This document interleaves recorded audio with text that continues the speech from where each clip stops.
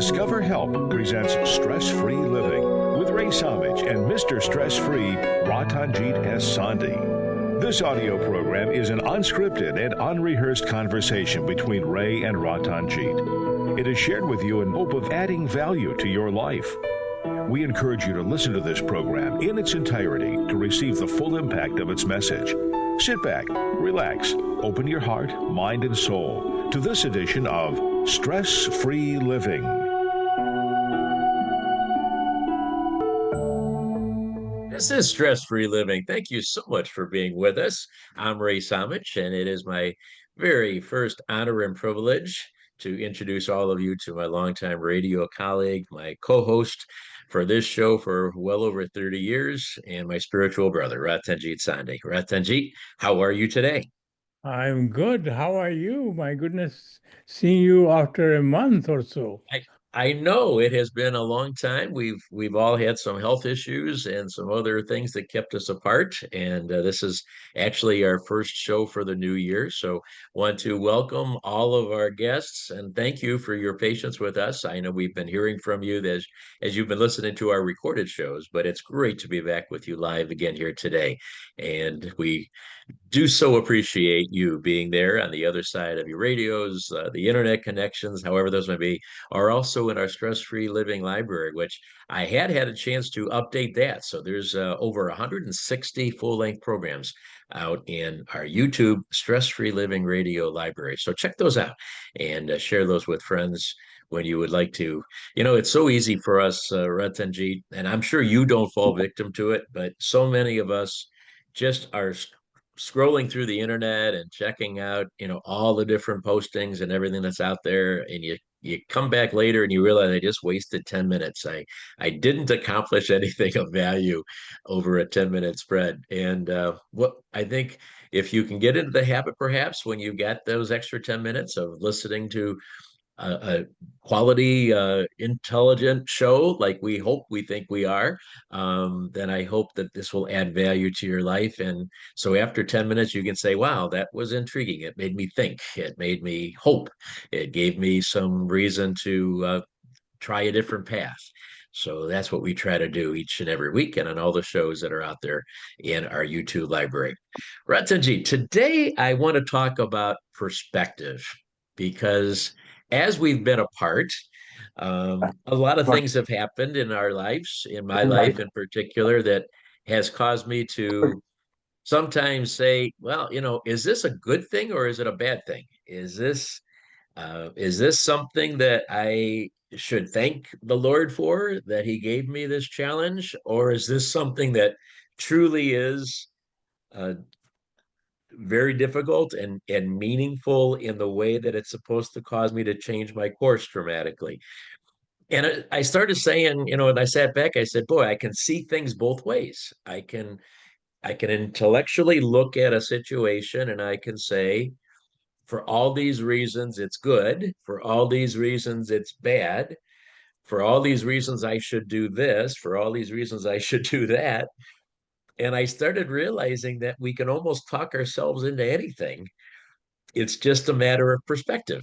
So, how do we control our perspective? How do we allow ourselves to look at things in the way that they're supposed to be and not the way that our human tendencies might cause us to look at them, if this makes sense? I know it's kind of complex, but what do you think about that? Well, to understand this perspective thing, we have to. I looked at the synonymous of perspective. Mm-hmm.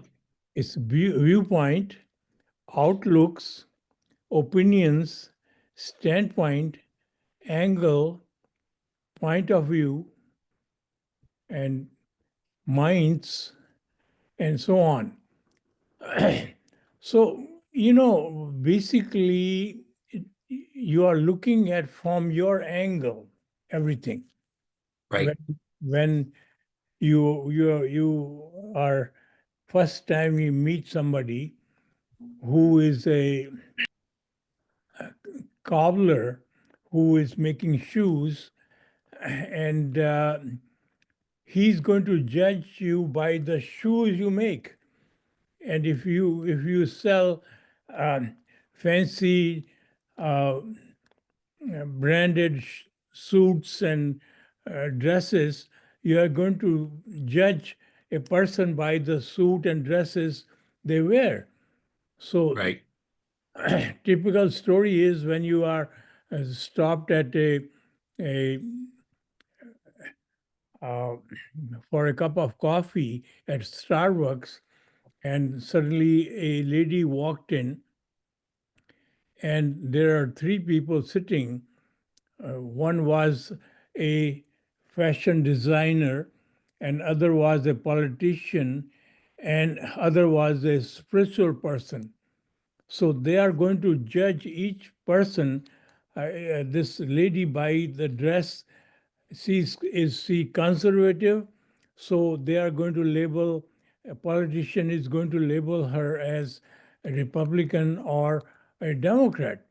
And a dress person who is designing dresses, and he's going to judge her by the dress fashions. And a spiritual person is going to see uh, the demeanor of that person, whether she's arrogant or she's kind or she's so. Each one has a different perspective. Our all Right. our perspective depends on what is important to us, what we have lived with. So each person has a different perspective. To, to live life, you have to see others' perspective. To understand people, you have to see others' perspective. Right? Well, as you were giving that example, I was thinking I've had with my years with working with the city, I knew a lot of policemen, and I really felt bad for them for this reason that they they had been in so many situations where people were bad. People would, they'd approach a car to give somebody a speeding ticket, and they never knew if that person had a gun. Especially so many cars have tinted windows. And so they were so legitimately fearful. They had their hand on their weapon as they approached a car just for something like a speeding ticket, because they had the perspective that any person that they were going to come across could want to kill them. And I felt so bad that they were in that state of mind and were obviously looking for the negative, for the bad in every person. But I also understood that because their life was at risk in every one of those confrontations. So I bring that up because it's not only what we learn or what we're accustomed to, like the shoemaker that looks at people's shoes to judge them, but also because of the people that we hang around with, the people that we are with all the time, whether they're our friends or whether they're our adversaries, in the case of the police with the bad guys. It's like we put ourselves into that mindset that this is always something I have to worry about, or this is always something that is um, a potential harm to me. Is that, I guess let's take a step back.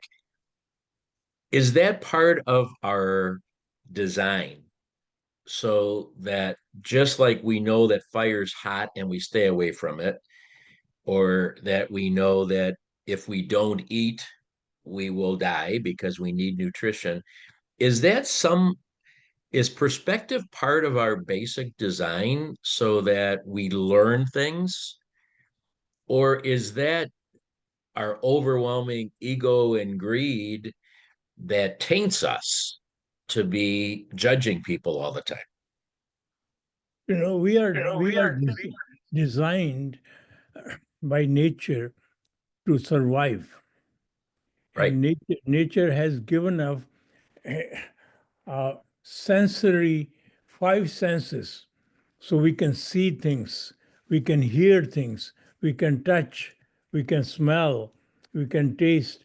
So all these things give us a signal. and body is designed to protect itself.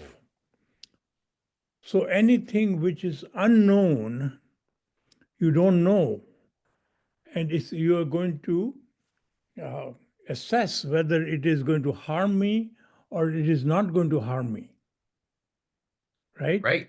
You Yeah, approach for that sure. cautiously.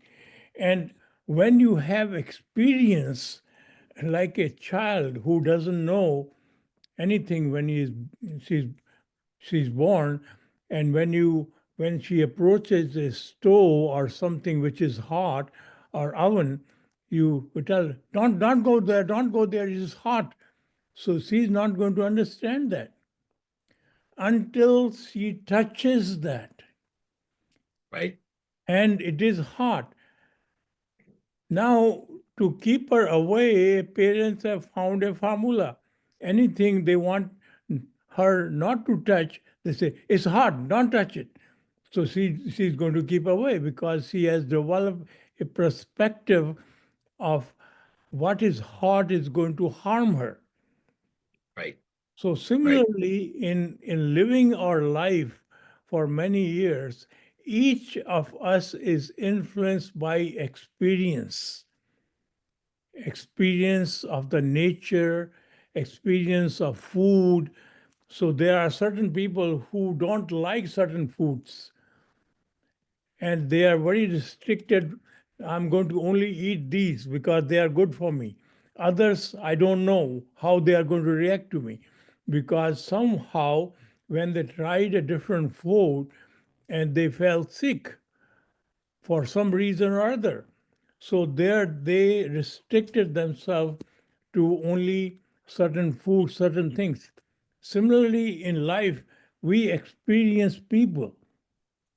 So if you experience somebody like me with a turban, and you saw a news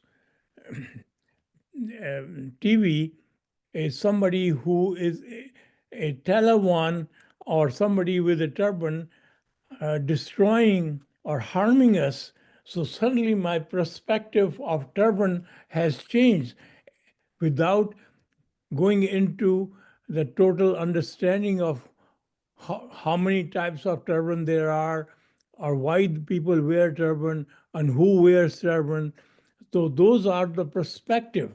So suddenly, in something which we are never taught in school or college, that these five senses are going to give us information, and they are going to be very limited.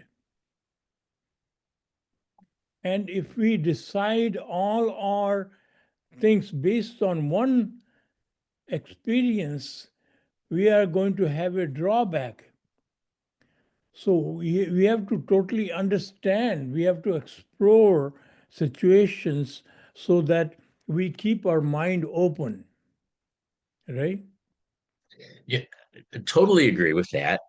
We you've been talking a lot, and when we've been saying the kind of the protection device, as much as I think we are protecting ourselves against things that can physically harm us, I think as we get older, it's less about the physical harm because we know that those are more extreme things. But what could happen to us every hour of every day if we let it is to let us be harmed emotionally. All right. People that can hurt our feelings, situations that could be negative towards our ego and towards our getting where we want to go. And, people that can hurt us or people that can disappoint us or whatever it is. And so I think that is that same issue, but it makes it even more prevalent because our emotional side doesn't want to get hurt, just like our physical body doesn't want to get hurt. So that's why we have that judging going on, which I'm calling perspective now, based, as you said, on experiences and kind of fear of it hurting us. I think that all makes perfect sense, and maybe we all realize that, or maybe we didn't. Where I want to go to, though, is that there's this element of the mind that gets in there too. Okay.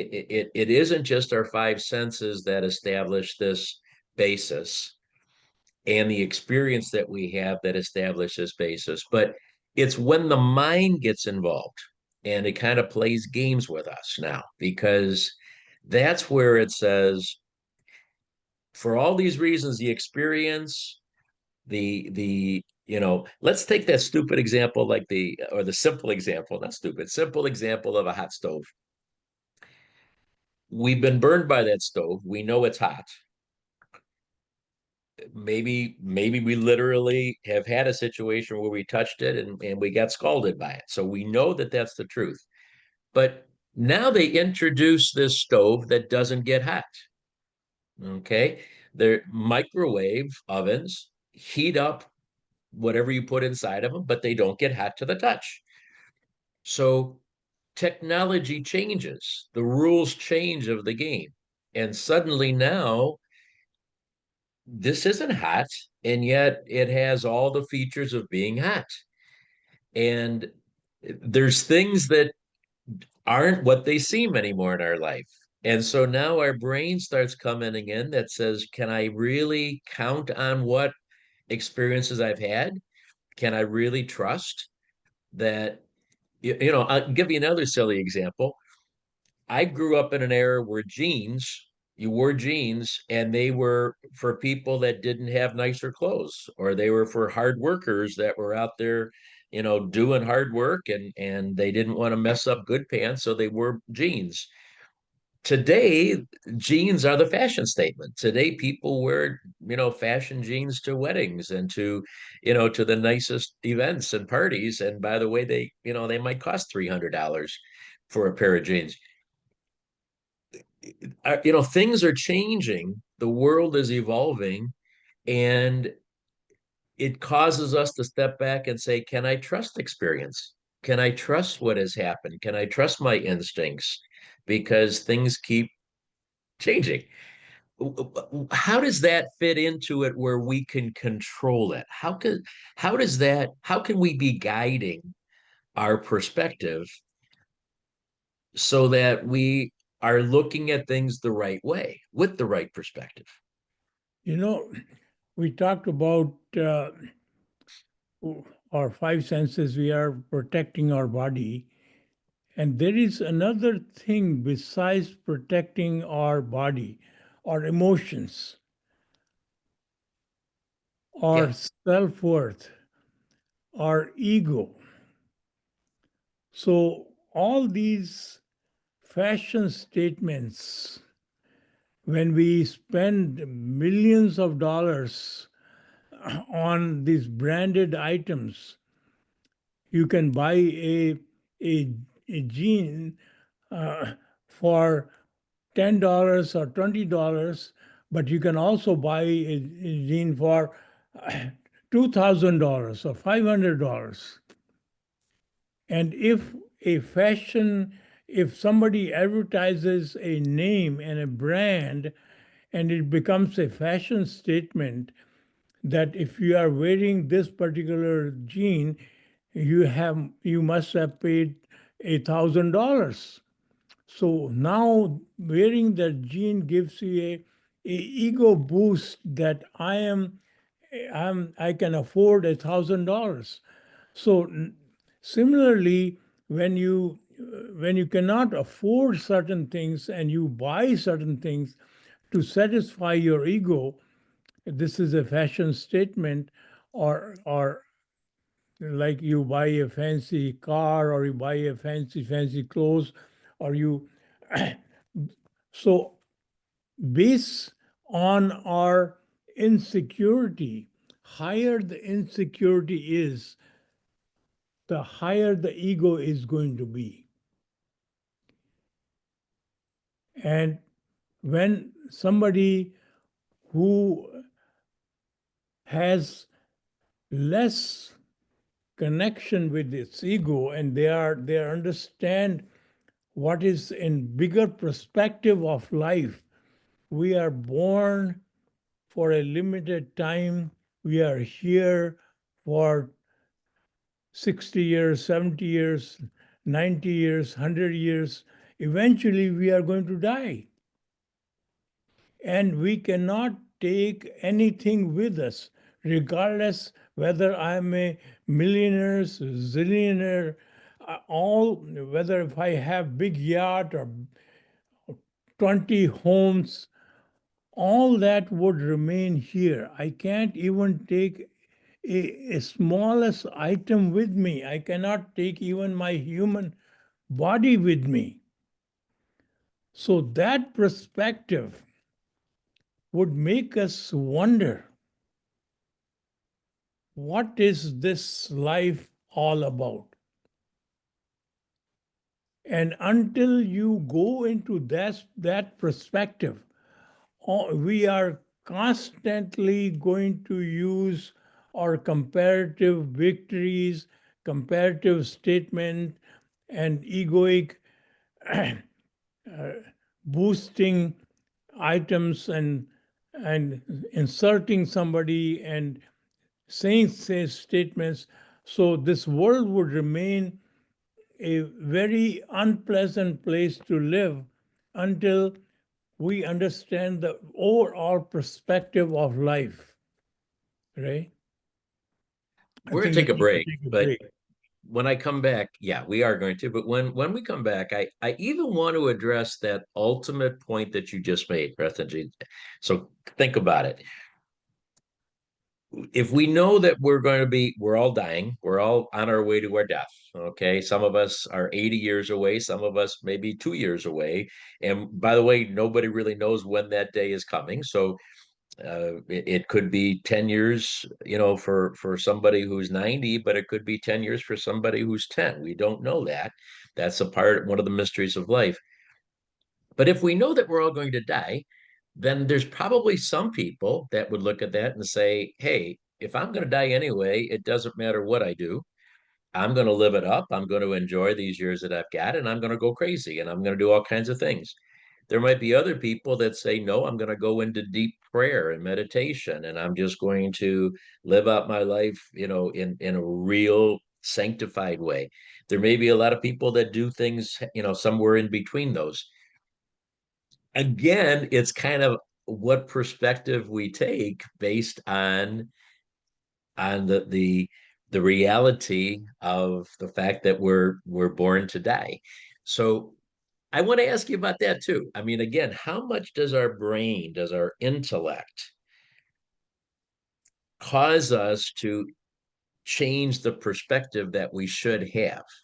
How do we separate kind of that spiritual perspective that we should have from the intellectual spin that we so easily put on life's perspectives? So think about that. Hope you have a good answer because I'm really curious. This is Stress Free Living. I want to welcome all of you today, those of you joining us here on our Zoom call, those of you who may be listening in any way, shape, or form with the modern technology. We're talking today about perspective. It's such a reality in our life. We know that. We know what that means. But how can we control perspective? Can we allow ourselves to always look at things from the perspective that we want to and that we need to in order to have the most fulfilling life? That's our topic today on Stress Free Living. We'll be back in just a moment. All right. This is our opportunity. A quick apology for those of you that we had to send the new link to. We had technical issue this morning, unexpected, but look at all of you here. It's awesome. Anybody have a quick thought that you'd like to share? Kim politely raised her hand. Go ahead, Kim. Good morning. Happy New Year to everyone. I think that as I've continued to grow and develop, I find myself vacillating between the two, the intellectual and the spiritual. And especially when I'm afraid, it's kind of how I hide out, right? Things I can't control, I give to God. And then when there are times where I'm feeling anxious, there are times where I think I try to take matters into my own hands by working a lot, and using my intellect. So it's a constant, it's a constant thing with me. I I hide behind both. I hide behind work. I also hide behind God when things are beyond what I feel I can control. So I'm interested in hearing what others have to share, especially Thank you. Ratanjit. I know I'm in complete sync with what you just said. Thank you for sharing that. Who else has a quick thought on that? We've got another minute or so. Anybody else have an experience? If not, we'll just continue down this path. Welcome, all of you. Good to see you. It's the first time this year. We're seeing many of you. Sandy, thanks for opening up your camera there. Looking good this morning. I know we've got people here from all over the world, which is wonderful. I guess we're on our own, Ratanjit. Yeah. No other input. We'll just keep down this path and try to figure out this mystery. So we must have not made any sense. It's possible. It's not the first time. This is Stress Free Living. Ray Sandwich with you and Ratanjit Sandhi discussing perspective and how we can we manipulate perspective? Is that something that we want to manipulate, or should we let it just take its course the way that we were designed to have perspective and to use it? Ratanjit, just to reiterate the question I asked before we went to break, and Kim, one of our wonderful Zoom guests today, reiterated the same way. She says she vacillates between the two. When she thinks she can control something, she uses her physical or her intellectual perspective on things. When she feels out of control, when she's afraid or she's anxious that things aren't going to work out, and maybe, when she's not living in the present, but she's worried about what could be, then she goes over and says, "Hey, God, handle this for me. Tell me what to do." How is that the way we should be all the way? I mean, should we? I don't want to say that we only do it in fear, but should we try to bring God into all of our perspectives and say, "Let me see this the way I'm supposed to see it"? God, is there such a prayer as that?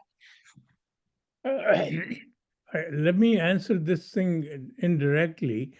So you mentioned something before we had a break, that if life is very limited, I don't know how long am I going to live, and should I just uh, use what I like and what I enjoy and live life happily, or should I meditate, or should I uh, become spiritual? So what is the path I should take?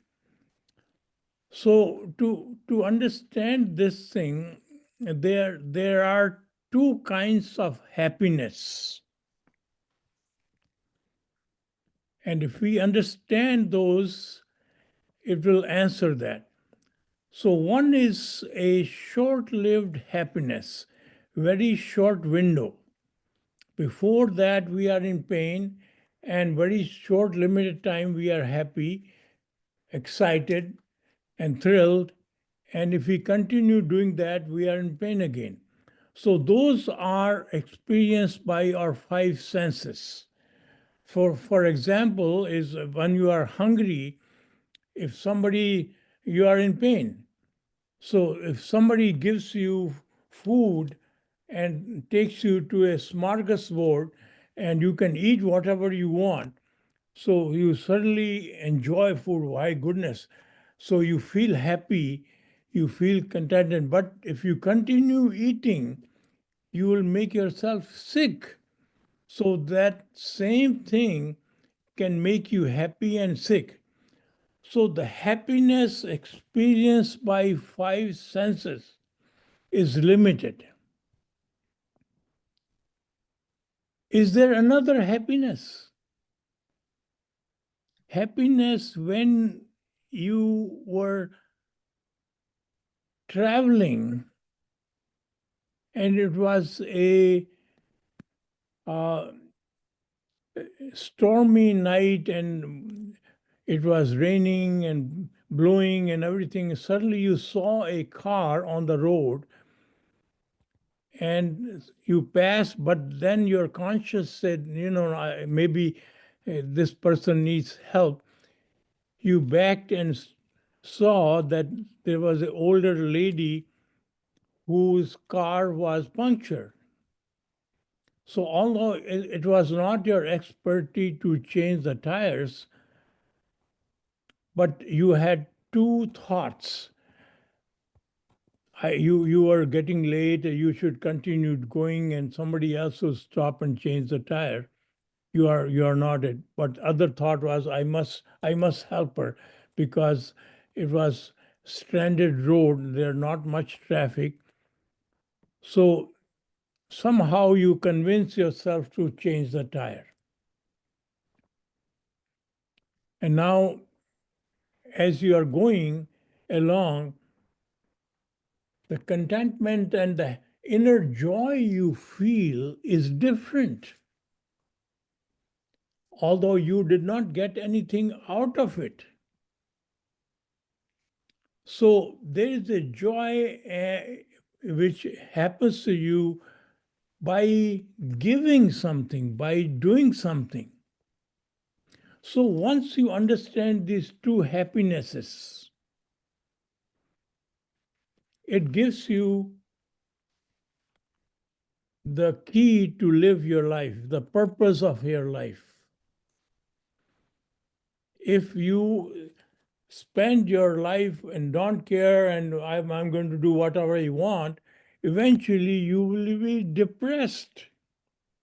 You can only eat so much, you only eat so much, you can only have so much. But if you focus on making a difference, so now there is another thing which comes into play, that every person nature has created is different, is unique. So we are born with not only unique physicality, but we are born with unique talent, a unique outlook. And to find our talent, how am I going to make a difference to others using my talent, using my knowledge? You could always increase your knowledge and your capability by continuously remaining in a student mode and constantly learning and keeping your mind open, which allows you to enhance your capability of bringing that joy of making a difference to others. So, purpose of your life, whether it is 60 years or 100 years, is to experience that joy of making a difference.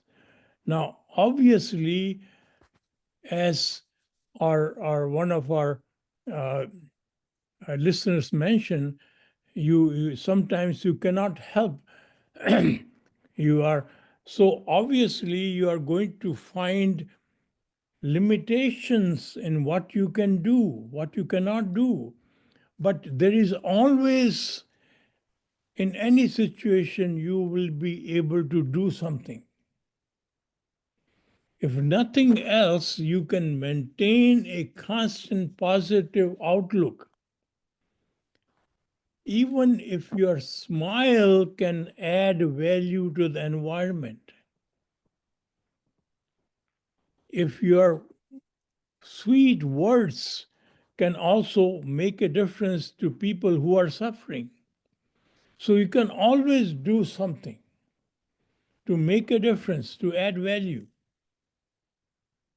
So once you understand the real purpose of life, your perspective of life changes from judging people to serving people, judging situation to altering situation to a positive condition.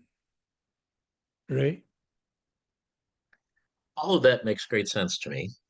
And I cannot disagree with anything you've said. We've been talking about perspective. We've tainted this discussion to talk about perspective of people, almost like judging people. I want to shift it a little bit to like judging situations. Okay. Not being biased towards how somebody looks or my experience with them, but situations that I don't know if they're going to be good or bad. I don't know how they're going to turn out. And I'm trying to put a perspective on it that says, how can I truly evaluate a situation that I'm in that I can take the best action forward with? And what I'm trying to say, and I don't know if I'm being clear, but I'm always trying to assess things. We've learned that over the years in this show. We're always trying to say, how can I make it add the highest value to the situation? So it seems crystal clear. I look at a situation and I say, at this moment in time, with my unique talents that you've just explained, God has given me, how do I add the highest value to the situation? But it's that perspective thing that gets in the middle. It's like, what perspective am I looking at it from? Is adding the highest value the perspective? Or is there a perspective that comes in first that sees things differently than they might be?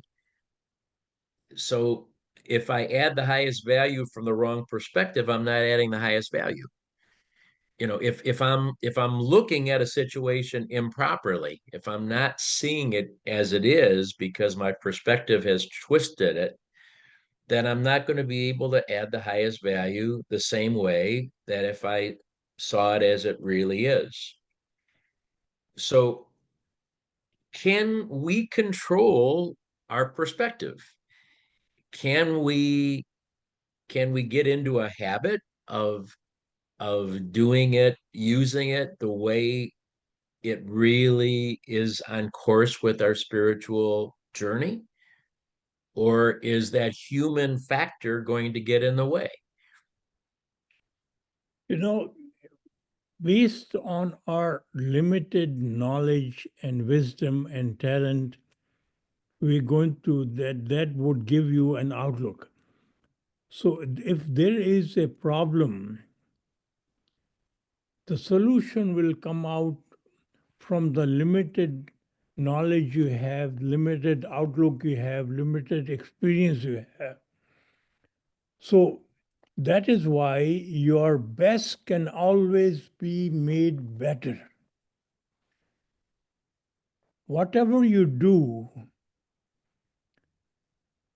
it can always be improved. Depends on more facts and more understanding and more you have. So you are constantly going to correct your mistakes. They are initially not mistakes. Initially, your intent was to add highest value. Right. When you did that, so like if you whatever you are doing, if you are if you know, we were traveling horses and buggies and we invented cars. So initially we added value. Suddenly we found that cars are using fuel and this fuel is polluting air, and suddenly we are now looking at cars using different technology, right? Mm-hmm. So eventually, when we are using battery powers and electricity and electric cars, so suddenly we are finding this batteries are becoming a nuisance to dispose. So suddenly we are looking at hydrogen or so many other things. So this thing is constantly going to evolve. So you can always make your best better. So that doesn't mean that person who developed the initial car was wrong. Their intent was good. But all our intent can be twofold. Either to develop a business which can make a lot of money for you, which is driven by greed and ego, or your perspective is to make a difference, to add the highest value, not only to the human being, but also to the environment. So until that perspective is instituted in us, we are going to end up making wrong decision if we are greed driven, if we are finance driven, if we are not driven by our incentive, keeping our perspective that ultimately we are going to leave this world. So whatever money I'm going to make is only going to be my ego. It's not going to go with me. But what I'm going to take with me is my joy, which I made a difference, added value. And so that is the perspective we have to gain. Right? Ratanjit, we're going to take a break. One last break here. We'll come back. I think what we're going to do is do a little workshop here when we come back, which, it's a new year. Let's try something new. I'd like to come up with some questions that we can ask ourselves. And you've just made many points that would be those questions. If we're wondering if I'm looking at things from the right perspective, I can ask myself a series of questions. Is this? Is this the intent? Am I thinking of this? Is is is it because of this or this? I think let's put that list together, because I think if we have a few quick questions that we can ask ourselves, that maybe will say, no, that's the wrong perspective. That's the greed perspective. That's the ego perspective, as opposed to being the right one. And if you'll help me, we'll compile that short list. This is Stress-Free Living. Make sure you come back for that, because this might just be the whole secret of how to keep our life in the right perspective. We'll be right back. All right, folks, we got 90 seconds. If you want to help us compile this list, you can comment on that or anything else you'd like to say in the next few seconds. If not, stick around for an overall general talk, open mic in about 5 minutes. A little less than that. No, 13 minutes. Can't add either in the new year. Boy, quiet today. Attentive, I hope, but quiet.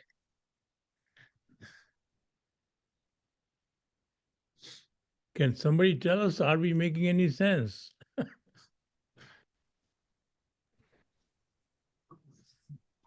Well, not even telling us that. We're in Yes, trouble. absolutely. Yes, No. everything fine.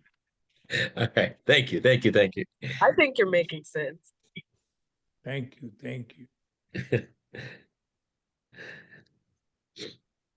I think when we talk about adding the highest value and God being in control or us, what I struggle with is what my responsibility is, like what I am called to do, versus, getting ahead of myself and taking matters into my hands that I should not be taken into my hands. So I never want to appear lazy. I'm willing to serve, and sometimes it doesn't go my way. So I grapple with that. Good. Thank you. Thanks, Kim. All right. Okay, I'm making my short list, Ratanjit. Are you?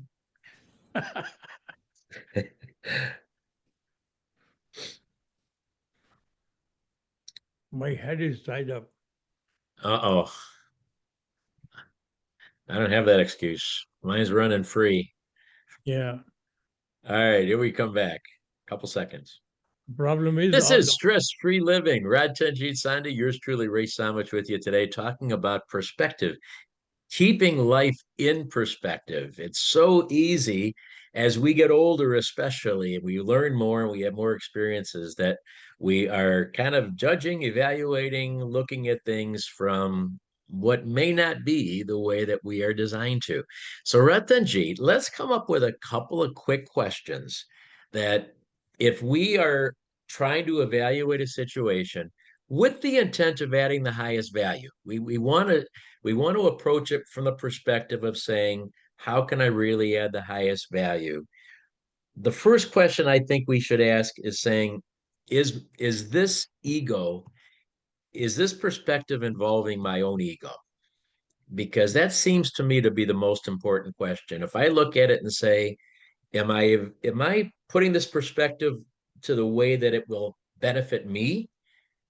Or am I looking at this from the perspective that says it'll serve others as opposed to serving myself? What do you think of that as maybe the most important question, or do you have one that's better? Yeah, that's very true. Basically, to bring your ego or your fear or all that under control is supposing you had a medical checkup and somehow a doctor found something in your uh, blood that they expect that you are going to only live for a year or so.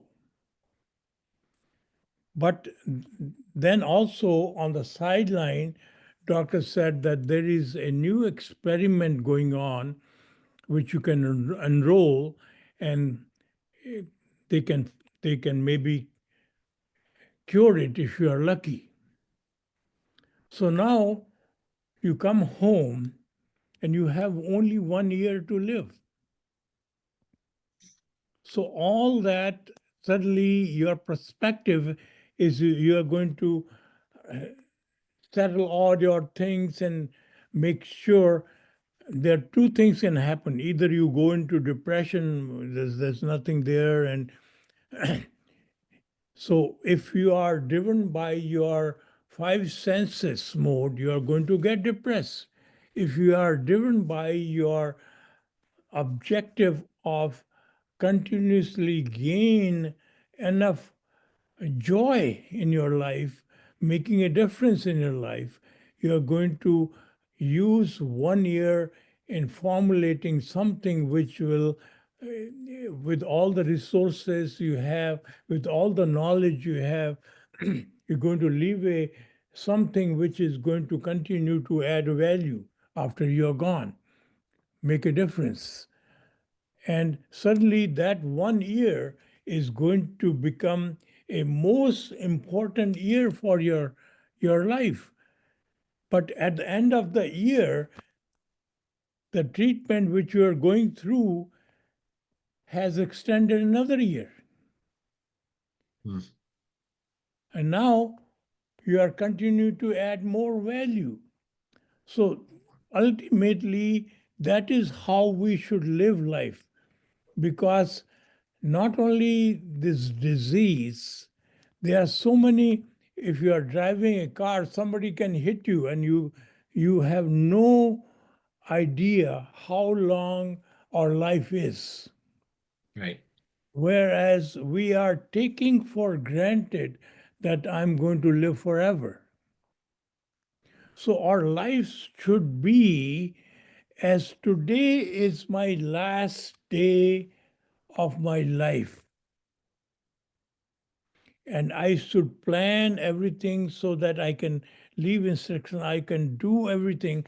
So every second of today is very valuable to, to my final objective of adding the highest value. Second is you should have a mindset you would live forever. That means whatever you are going to make a decision, you are going to face the consequences of that because you are going to live forever.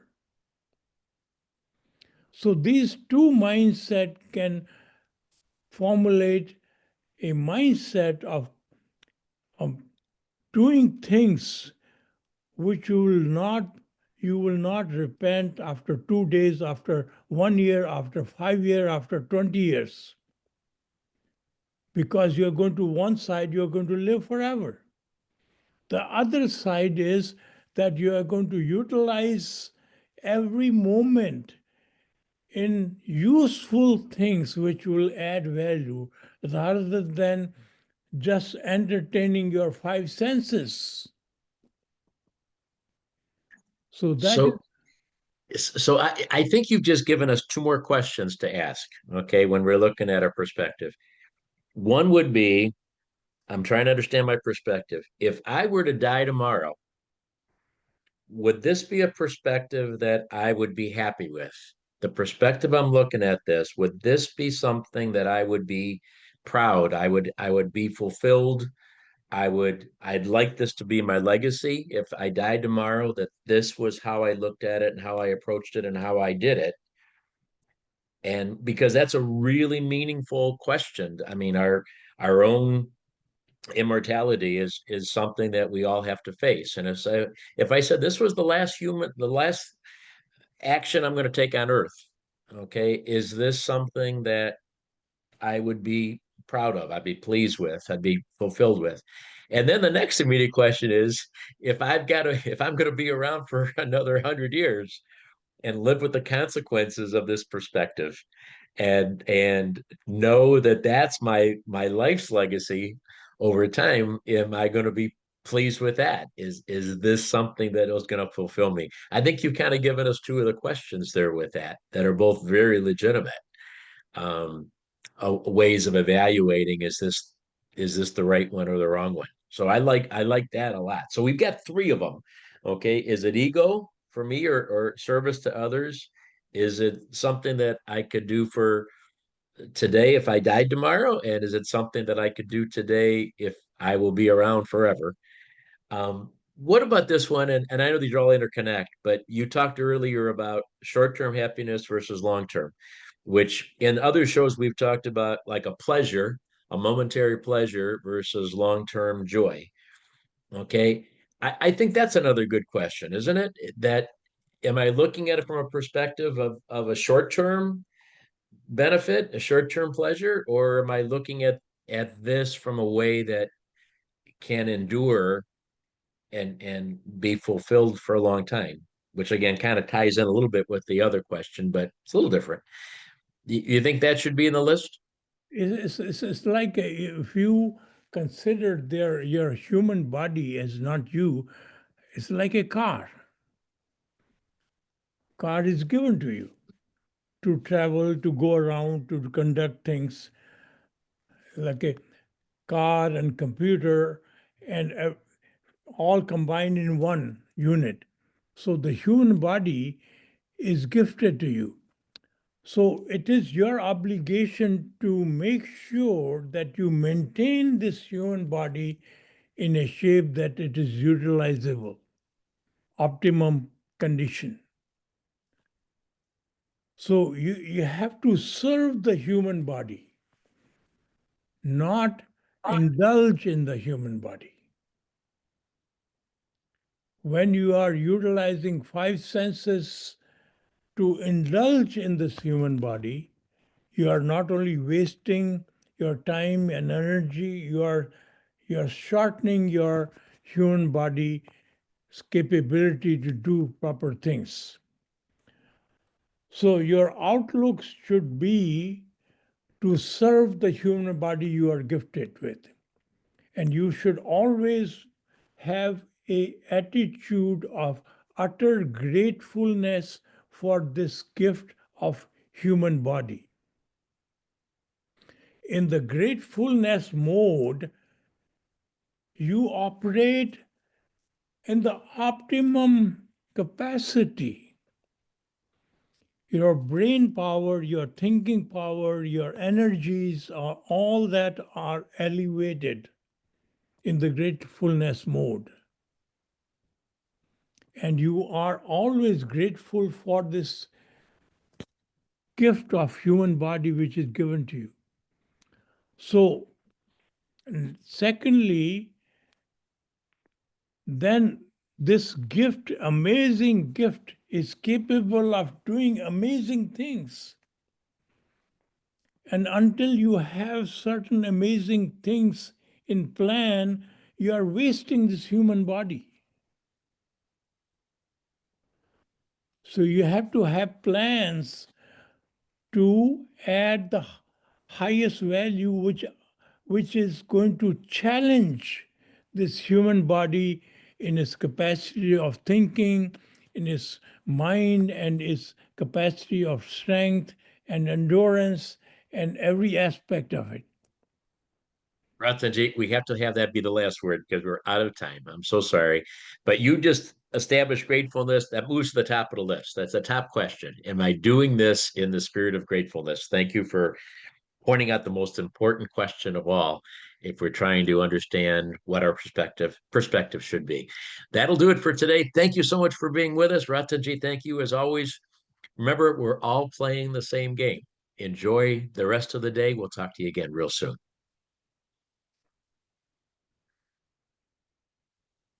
Okay, we are clear. Thank you, everybody, for being with us here. We've lost one or two, and then they come back. And maybe there's some technical issues going on, but we are grateful for those of you that are still with us. And now's the time. If you have any thoughts, please share them.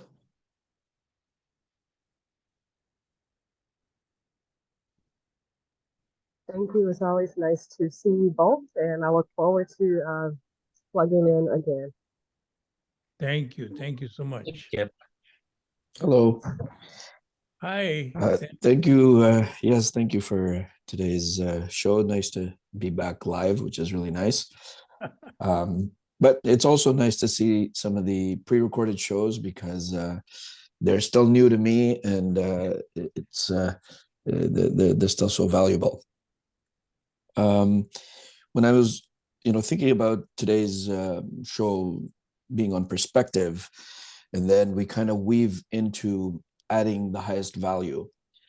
I think I understand the idea of adding highest value from the standpoint that, we're here to serve, and the gifts that come through your service are blessings. But it does sometimes, I find, we were talking about intellect. I sometimes find the intellect gets in the way of trying to add the highest value, because your body mind will quickly jump to, okay, well, hey, I've got to run a business here. It's got to be profitable. And on the other end, you're saying, okay, I'm here to serve. And then in between, the intellect sometimes plays games in there. So it's like, this morning I've come into my office. I plan to get a few things done. And the idea is, okay, I'm here. And, my morning question has become, how am I going to show up, and how can I add the highest value? But then at times I find like I question, or it's not even that I'm questioning, I don't even realize that maybe I'm not adding the highest value and I go off track. And then, you realize, okay, is it the highest value? But at the same time, it's like, well, I've got to create X amount of revenue, X amount of profit. And then your mind goes there versus adding the highest value. Yeah. The revenue which you make, supposing you have an idea and that idea is a product. If you can improve something which is better than what it is. So to add the higher value, you had to produce that product in a mass production so that more people can use it. And in order to sustain that idea, sustainability is given to you by a business model. So the purpose of a business is not to make money, but to sustain your highest value adding incentive. So if you make enough money in the process, you can grow that incentive to add more value. So that is the perspective. That is the mindset behind it. So if the mindset is to make money to become rich, that is one mindset. Other mindset is to make money to give the sustainability to the idea of which is adding the highest value. So that is the right way to think. And And I think you've saw in your own business and you've told the story, if you do it with the focus on profits, very likely most of those businesses that do that eventually will fail, and some will fail quickly. But when you do it from the perspective of adding value, like the book that was written, Built to Last, pointed out, those companies that have that purpose end up being profitable for more, decades. more profitable than the other ones who were Yeah. designing themselves to be profitable.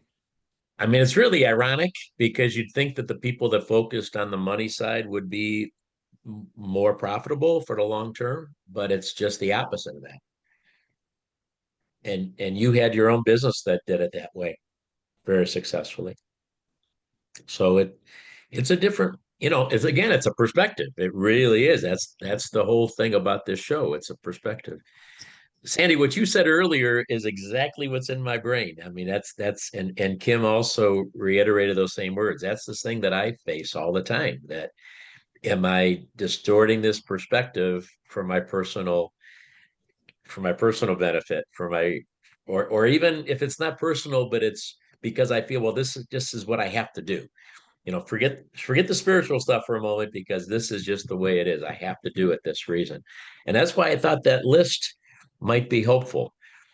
Am I doing it in a spirit of gratefulness? Am I first and foremost, am I doing this already grateful for everything I have?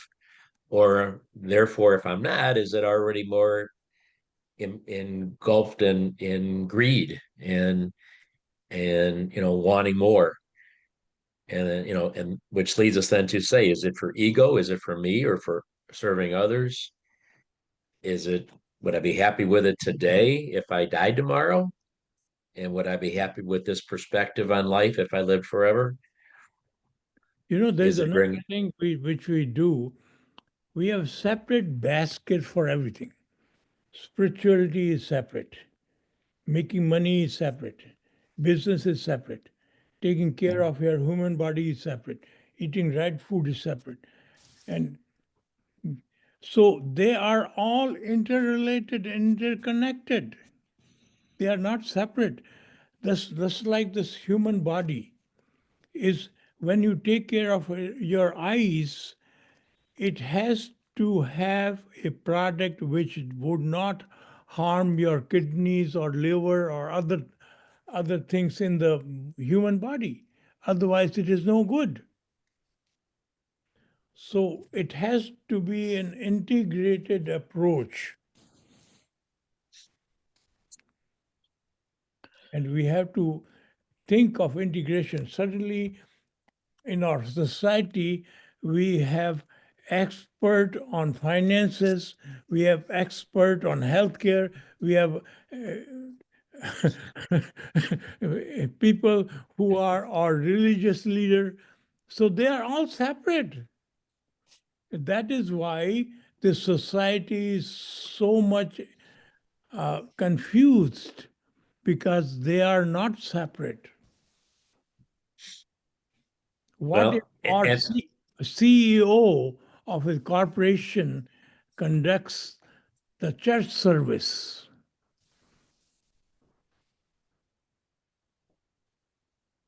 So then they are integrated. I don't get that last thing. What the CEO of what? CEO of a corporation who is generally considered as a money making entity, Yeah, but he conducts the church services. he should, or he. Yes. Oh, he should. Okay, okay. I didn't know what you meant by that. You mentioned the the excuse me, the separation, the silos. In our lifetime, I think everybody that's here has seen us gone from, maybe 3 or 4 or 5 stations that we can watch on TV to now a proliferation of hundreds and hundreds of specialized TV stations. And then we've also seen now tens of thousands of podcasting stations that have opened up worldwide. And every time this happens, it becomes a little more specialized. It becomes a little more silo based. And so now if you have the most, unique perspective on something and a unique interest on something, you can probably find a podcast that'll play to that every single day if you want. I don't think that's beneficial. I think by becoming so specialized and individual that we are forgetting that we're all basically the same, and that we're, yeah, we have different interests, but we become so silo based. And I don't see how that benefits us. It may make us more, may be entertaining, but I don't see how it's adding value to our life. It's my own opinion. Yeah. No, Great, thank you. Good to see you. Oh. Thanks for joining us. Sandy, I didn't mean to cut you off. Good. Yeah, no, it's fine. I just said, thank you for bringing it together, because I think that makes a lot of sense. We do kind of silo, spirituality, healthcare, making money, running a business, and we almost literally create our calendar that way. Okay, I meditate at this time in the morning. That's my this. Then I go to the gym. Then it's that. Then it's like, and I think, what Uncle G is saying is that we've got to see how all these things weave together in everything that we do, not just, okay, I'll be this way at this point and I'll be that way in that point. And then when he brings that up, then it starts reminding me of certain sections of his book that I've been reading. So it's a great reminder that it's got to be an integrated approach. Yeah, basically, if there's one purpose for every living human being, that purpose is to serve the divine power present in everyone and every situation. So now, whether I'm running a business or I'm talking to my child or talking to a neighbor or talking to a stranger, we are always serving that divine power. You have to have compassion, respect, kindness. So basically, that is what we have to see in every situation that life changes. So there are no enemies, no friends, no relatives, no family, no business.